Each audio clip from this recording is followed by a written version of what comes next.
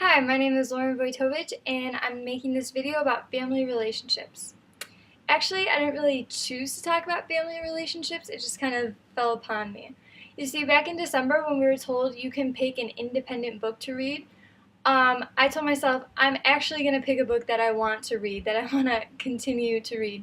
So I picked The Glass Castle by Jeanette Walls, and in the first 10 pages it captivated me because the author tells a story about when she was 3 years old, she was boiling water to make hot dogs for herself, and she ended up burning herself so badly she had to be in the hospital for weeks. And her parents didn't even seem to care. They actually took her out of the hospital early because they thought the doctors were evil. So originally I was so intrigued by how these parents were working with their kid and what was wrong with their family, basically. And I'm not the only one guilty of this. I know a lot of you are guilty of watching the Kardashians or Here Comes Honey Boo Boo, The Real Housewives of Somewhere. Even looking at a magazine while you're in the grocery store, seeing that this celebrity divorced this celebrity. We're all guilty of looking into other people's family conflicts. And even though you can't always tell in the media what's true and what's not, we're still entertained by this, which is kind of a strange thought. Um,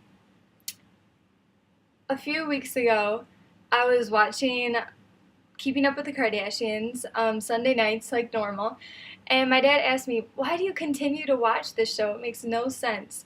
And I just responded with, "The dysfunctions of this family entertain me." And I realized that this statement was wrong because the Kardashians are not dysfunctional.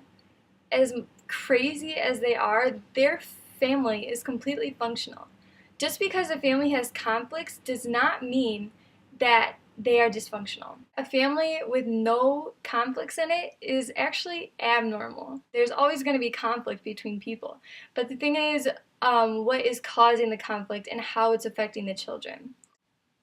The dysfunctions of a family can have long-lasting negative effects on the children.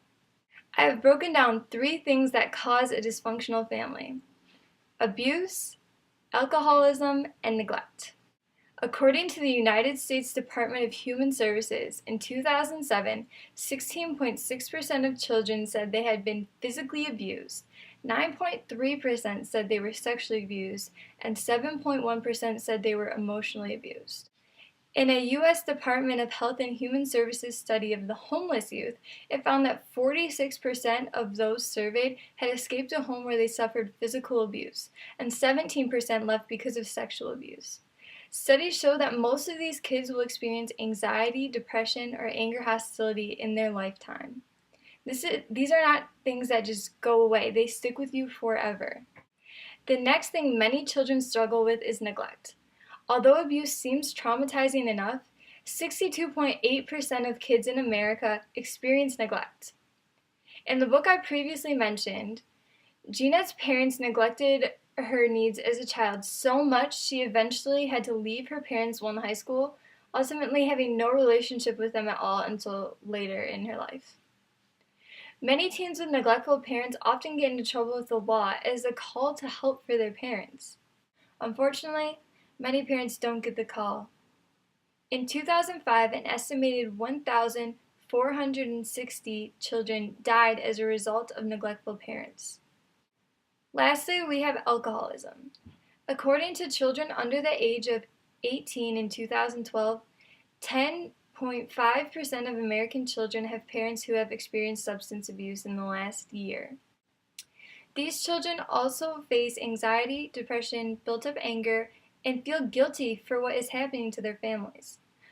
Also, these children are more likely to fail class due to the fact that they are not able to focus at home.